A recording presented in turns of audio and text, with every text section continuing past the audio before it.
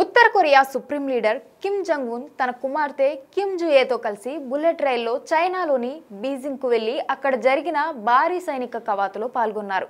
ఈ ట్రిప్ తర్వాత కిమ్ జుయే పేరు మళ్లీ హాట్ టాపిక్ గా మారింది. రాబోయే రోజుల్లో కిమ్ కుటుంబానికి వారసత్వాన్ని ఆమె భుజస్కంధాలపై పెట్టే అవకాశం ఉందని, అంటే భవిష్యత్తులో ఉత్తర కొరియాను పాలించే అవకాశం ఉందని దక్షిణ కొరియా నిఘా వర్గాలు బలంగా నమ్ముతున్నాయి. కానీ ఇప్పటి వరకు కిమ్ కుటుంబంలో పురుషులకే అధికారం ఇచ్చిన చరిత్ర ఉండడంతో కూతురికి పగ్గాలు అప్పగిస్తారా అన్న సందేహం చాలా దేశాలకు ఉంది. అయితే ఇటీవల కిమ్ జంగ్ ఉన్ తన కుమార్తెను రెస్పెక్టెడ్ కామ్రేడ్ అంటూ సంబోధించడం ఈ అనుమానాలను మరింత బలపరిచింది. ఎందుకంటే ఈ పదం సాధారణంగా అత్యున్నత స్థాయి నేతలకే ఉపయోగిస్తారు. అంతేకాదు 2023 ఫిబ్రవరిలో ఉత్తర కొరియా ప్రభుత్వం ఒక ఆదేశం జారీ చేసింది.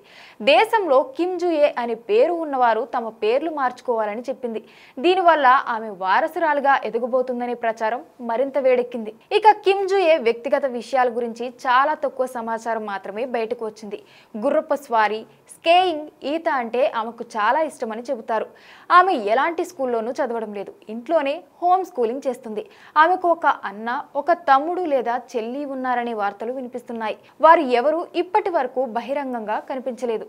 ఇంతకీ కిమ్ కుటుంబ చరిత్రలో మొదటిసారి ఒక యువతి అధికారం చేపడుతుందా, లేకపోతే ఈ కథలన్నీ ఊహాగానాలేనా అన్నది చూడాలి మరి.